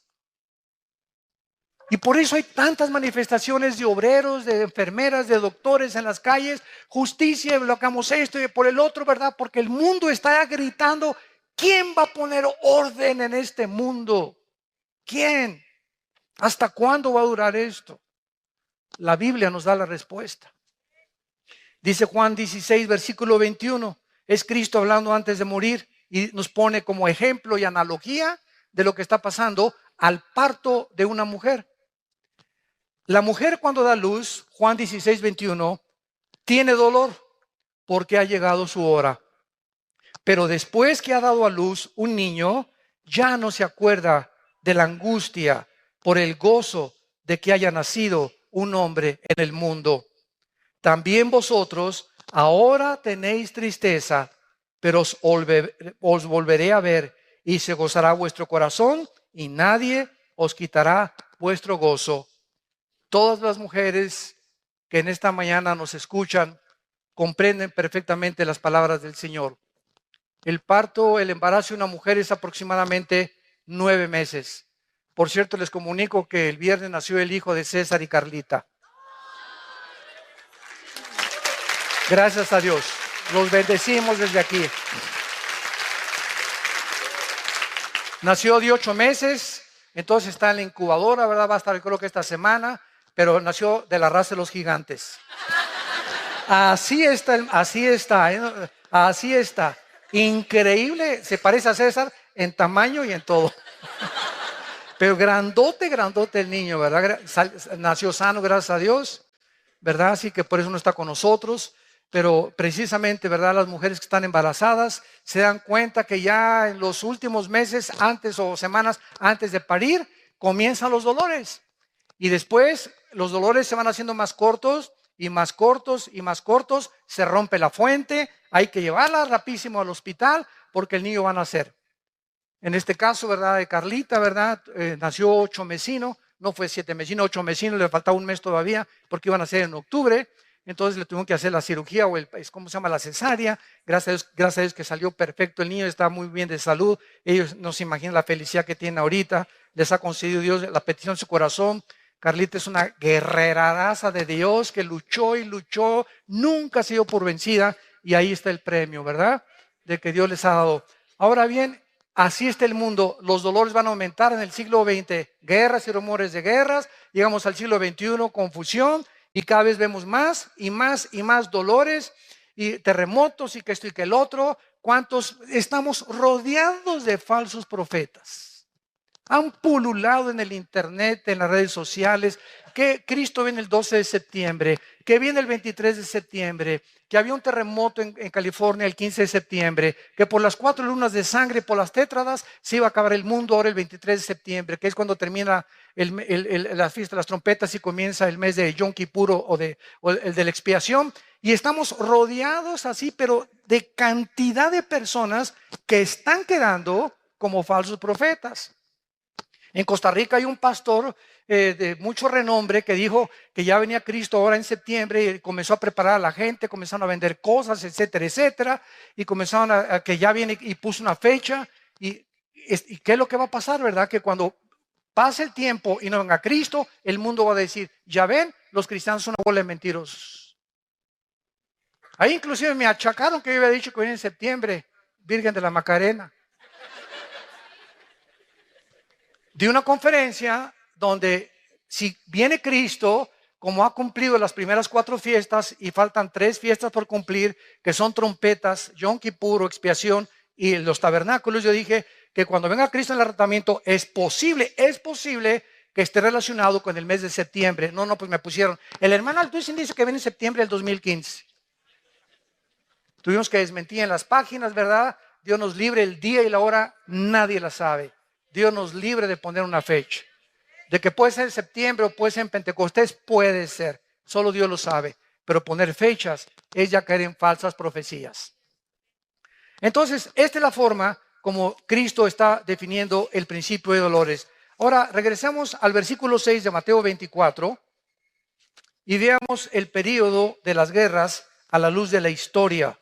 Como les dije, en esta serie vamos a analizar con mucho detenimiento cada una de las señales que Jesucristo mencionó para no caer en confusión ni en falsas profecías. Dice el versículo 6 y versículo 7 de Mateo 24. Y oirán de guerras y rumores de guerras. Ahorita, ¿quién puede negar que estamos viviendo que Corea del Norte amenazó a Corea del Sur? Que Rusia está invadiendo ahorita con helicópteros y jets a Siria. Que ahorita están peleándose Turquía contra los kurdos y los kurdos no están a gusto con ellos. Irak con problemas étnicos entre ellos y peleándose entre los árabes. Tratando de apoderarse los árabes de Yemen, que es la península arábica. Y encontramos todos los días conflictos de naciones que están peleándose, que China ya amenazó el mar de la China, a Tailandia, a Filipinas, a Japón, que porque esas islas son de China y comenzó a sacar portaaviones.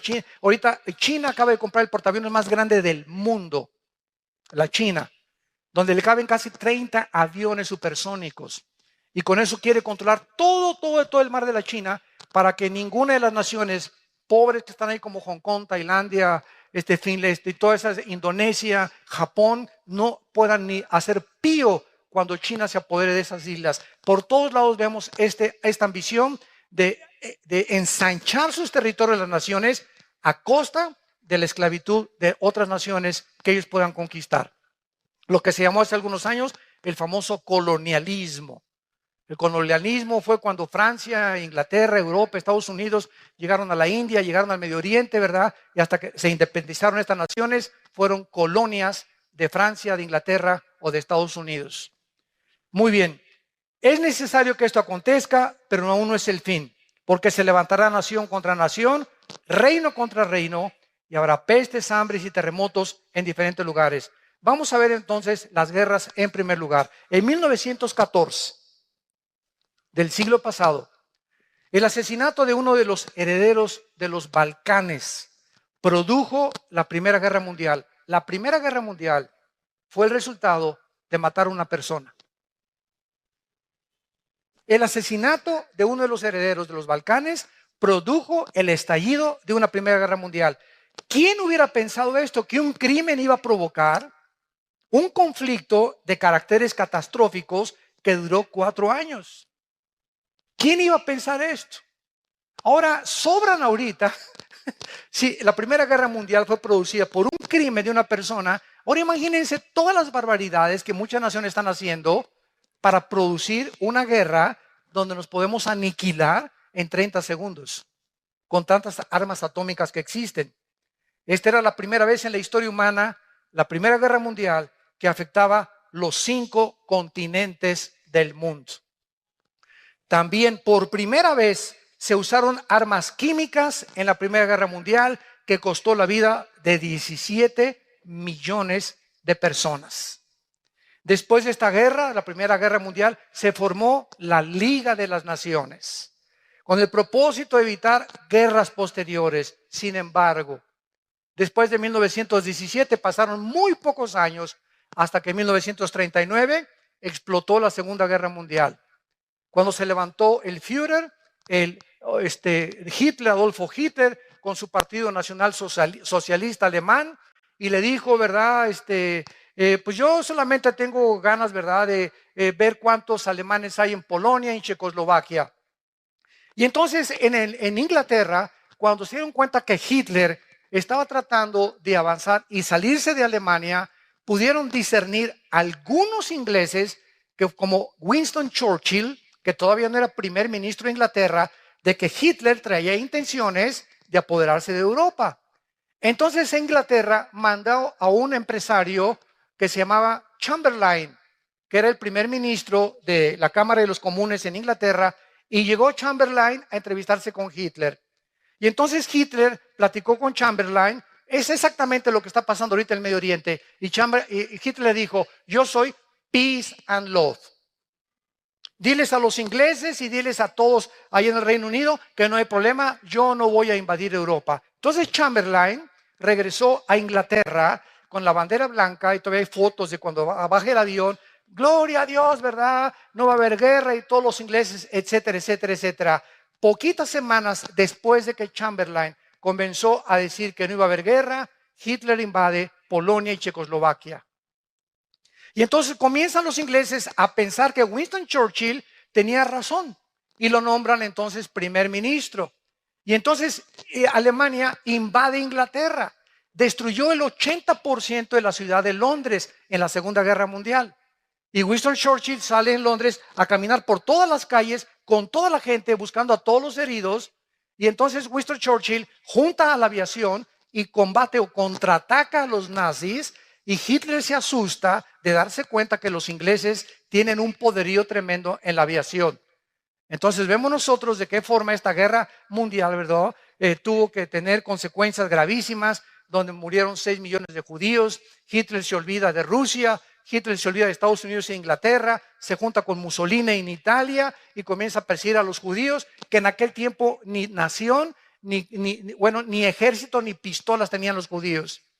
Y nadie entiende ahorita, los estudiantes de sociología, por qué Hitler odiaba a los judíos y nombró la solución final para acabar con el pueblo judío. ¿Qué fue lo que pensaba en su corazón Hitler? ¿O cómo veía a los judíos? ¿De enemigos cuando ni siquiera tenían armas para pelear contra él, ni nación donde poder reunirse?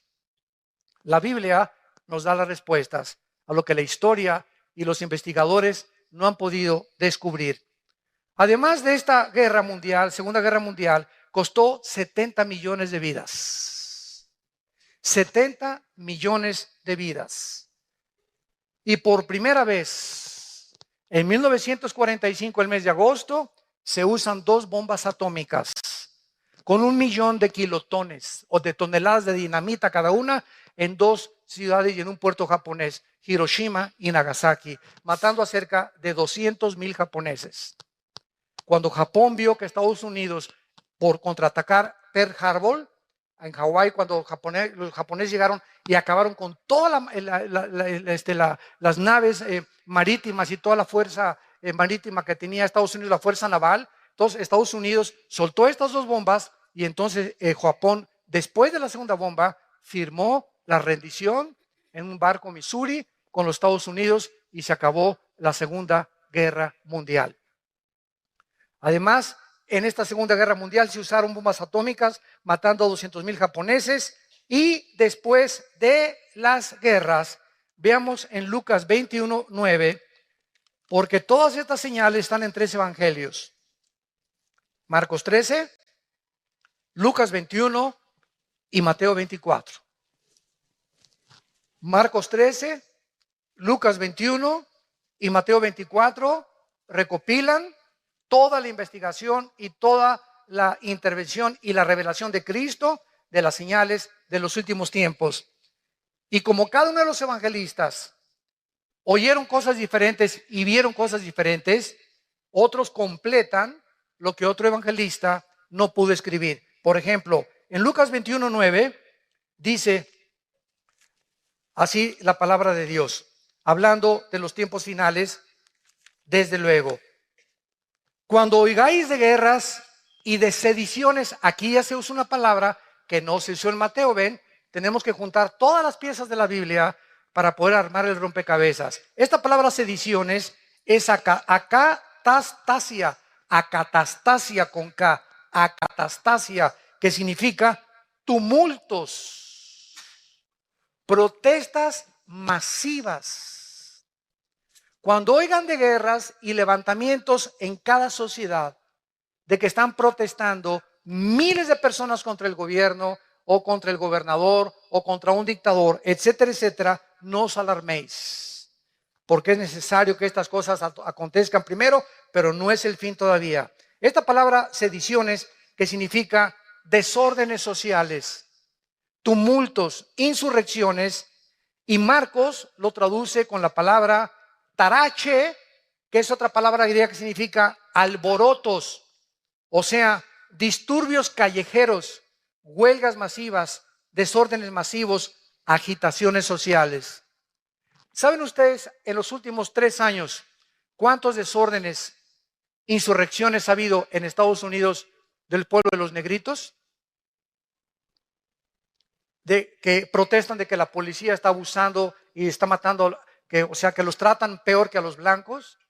Más de 45 casos existen en menos de 2 años de levantamientos que, como Ferguson, incendiaron casi la ciudad. Cuando mataron a un negrito, ¿verdad? Que dijeron que había sido una forma injusta en la que la policía lo había asesinado. Entonces, todo esto que la televisión, gracias a la televisión, nos damos cuenta de lo que está pasando, es precisamente de lo que Cristo habló. Siempre ha habido revoluciones y desórdenes, pero veamos algunas. Escuchen esto. Desde 1882, que fue el periodo cuando se inició por primera vez el inicio o cuando se comenzaron a pensar como Teodoro Herzl, un judío en el siglo XIX, que comenzó ya a pensar en regresar a Israel. Ya se comenzaba a levantar y a disipar la neblina y comenzábamos a entender más las profecías de los últimos tiempos, como lo que está pasando ahorita. Escuchen lo que les voy a decir.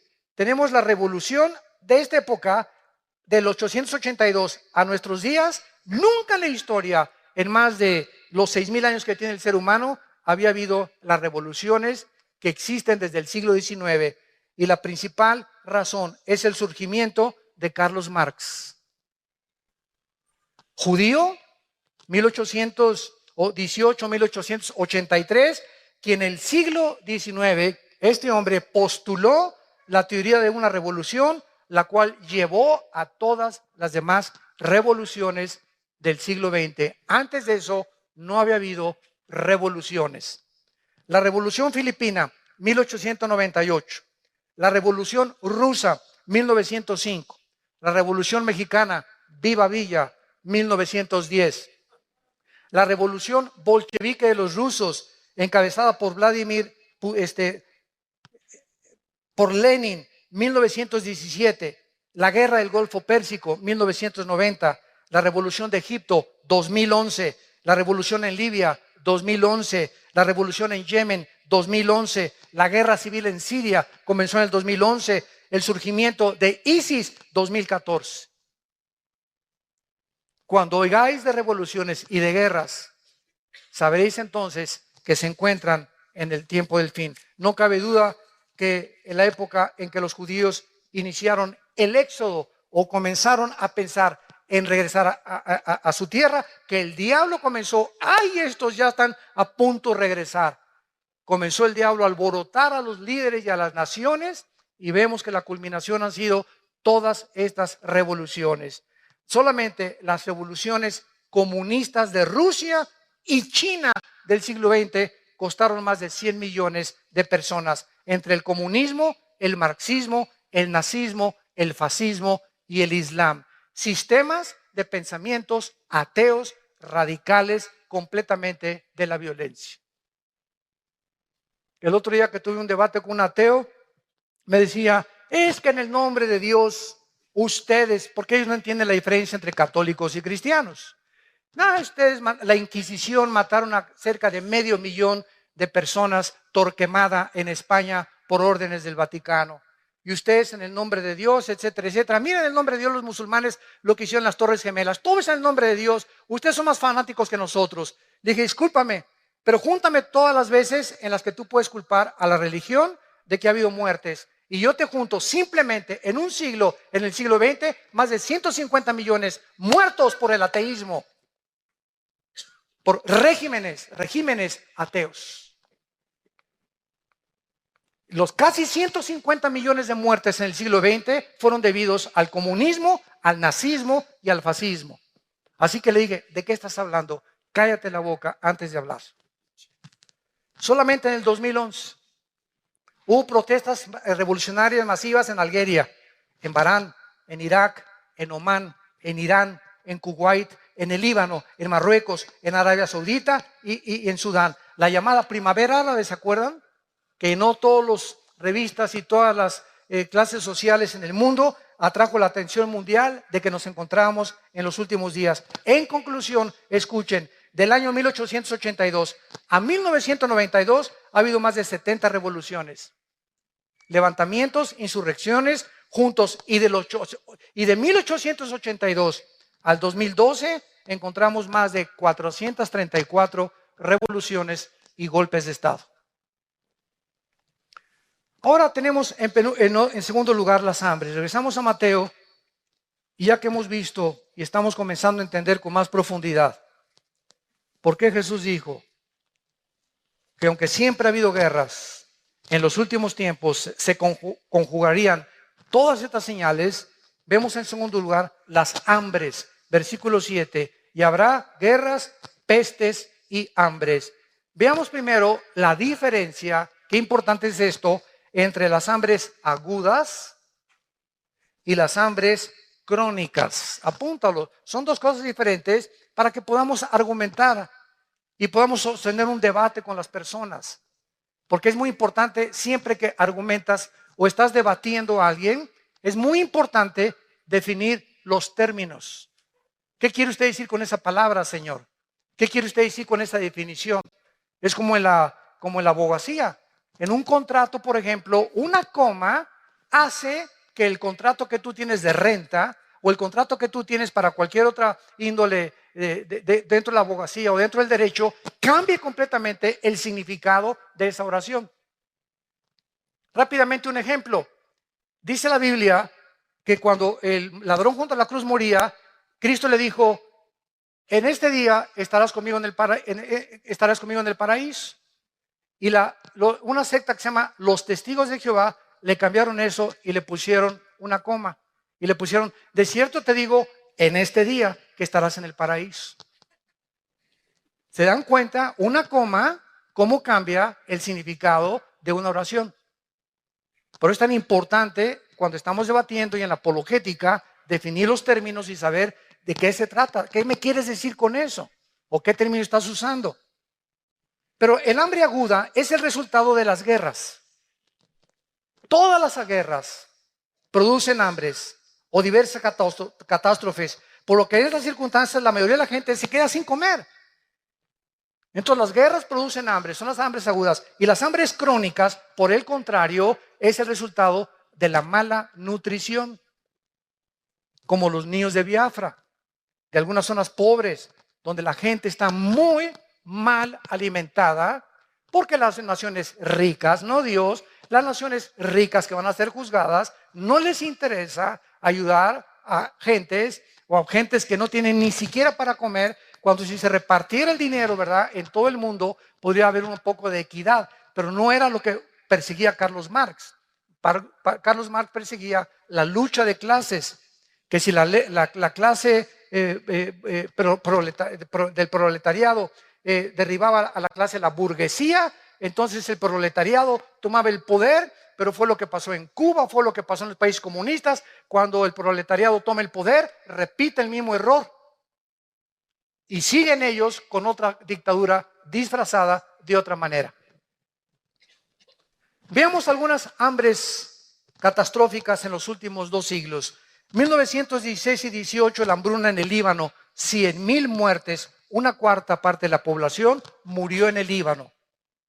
1961, la hambruna causada por un experimento chino que resultó en 40 millones de personas muertas, considerada la hambruna más grande de la historia, del 59 al 61, por un experimento de los chinos.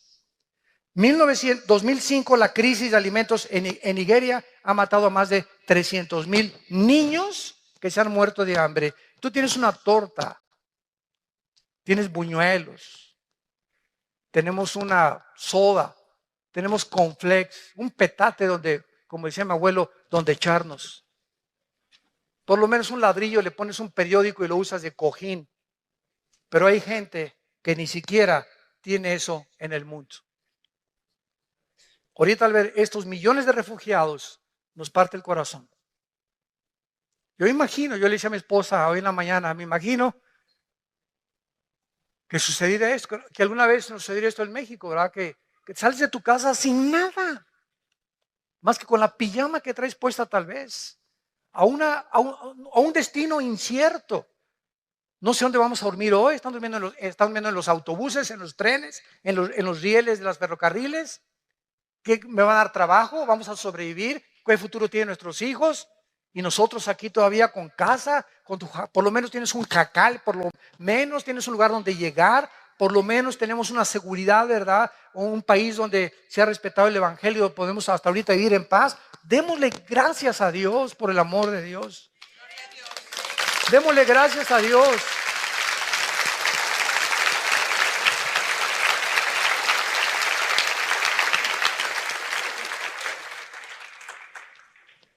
Y a todas estas podemos agregar las hambrunas de Rusia en 1891, 1921, 1932 y 33, con más de 20 millones de personas que mató el hambre. No tenían que comer, ni un taco, ni una tortilla, ni un pan, ni un bolillo. Y cuando vemos todas estas cosas, es cuando podemos decirle, Señor, ven pronto. Señor Jesús, ven pronto por nosotros. Y mientras vienes, Señor, encuéntranos ministrando tu palabra, intercediendo todos los días. Te pido, Padre, por estos refugiados. Te pido por mi familia que no te conoce. Te pido por México, trae la paz a nuestra patria. Dame personas a quien les hable hoy, que me levanten la mañana de ti, de tu amor en la cruz. Vivamos verdaderamente como la Biblia quiere que vivamos. Para que en esta paz y en esta armonía, en este perdón de unos a otros, tolerándonos y perdonándonos unos a otros, amándonos unos a otros. Es increíble la guerra que hay ahorita entre iglesias y entre cristianos, atacando a cantantes, atacando a predicadores por todos lados. Ya ni te metes al YouTube, ¿verdad? Porque es una guerra impresionante. Ya no sabes quién dice la verdad y si es verdad lo que se dice de esa persona. La Biblia dijo, Mateo 24:12, por haberse multiplicado la maldad, el amor de muchos, no del mundo, el amor de muchos cristianos se enfriará. Y es una de críticas ahorita, de hermanos y de predicadores. Y oíste esto, y por aquí por allá es un morbo insano en el que ya está penetrando como un cáncer, como una corrupción a la iglesia. Y se nos olvida que Jesús oró, oh Dios, te pido que ellos sean uno como tú y yo somos uno. Juan 17:21. Y que os améis con amor sincero, que a tu hermano que te ha ofendido lo perdones. Y si él no te quiere perdonar, es su problema. Pero por favor, dice Cristo, nunca guarden rencor en sus corazones. Saquen toda amargura, toda malicia, toda inmundicia de tu vida. Tú no puedes darte el lujo de odiar ni tener rencor contra nadie. Hayan hecho lo que te hayan hecho, perdónalos. Perdona, porque si tú no perdonas, la gracia de Dios se interrumpe en tu vida. Hebreos 12:15. Es una amargura, es un veneno la amargura de estar guardando algo contra alguien o contra lo que te hicieron, porque va a arruinar tu vida espiritual y te impide discernir la voluntad del Espíritu y no puedes tener el entendimiento para conocer su voluntad. Oremos. Padre, gracias por tu palabra. Gracias, Señor, por esta revelación en la cual es una preparación para que no vengas como ladrón en la noche a nuestras vidas.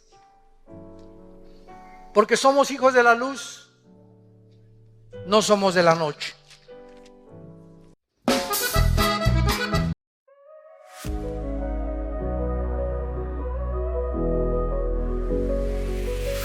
I saw you standing there, a spark in your eyes, caught in the moment, took me by surprise. Your smile lit a fire I couldn't ignore, something I'd never felt before. The world fades away, it's just you and me. A quiet kind of magic set me free. A kiss and everything starts. The chaos in my head was tearing me apart. This rush, this tingling in my veins, I hope this feeling forever remains.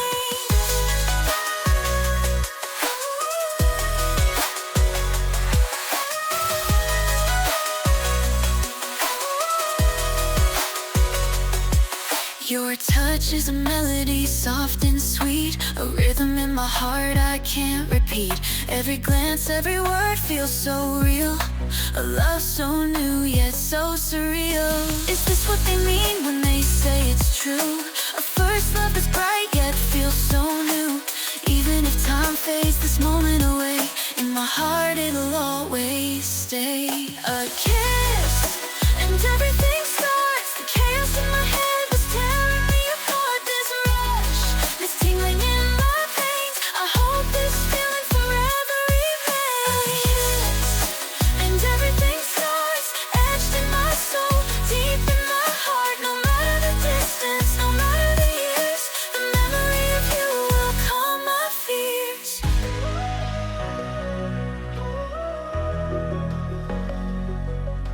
Time moves on, but I'm still holding tight to that fleeting moment that felt so right. Though life takes us down different roads, your love's the light that forever glows.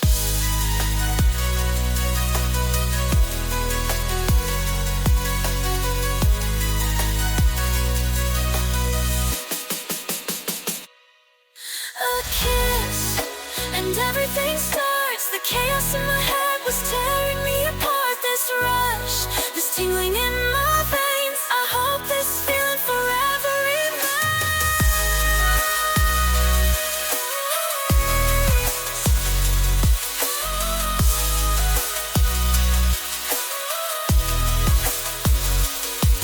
This rush, this tingling in my veins, I hope this feeling forever remains.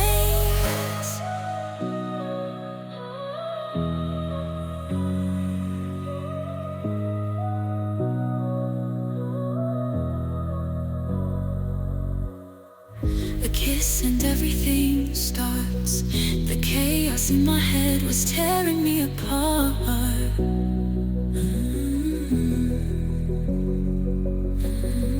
This rush, this tingling in my veins, I hope this feeling forever remains.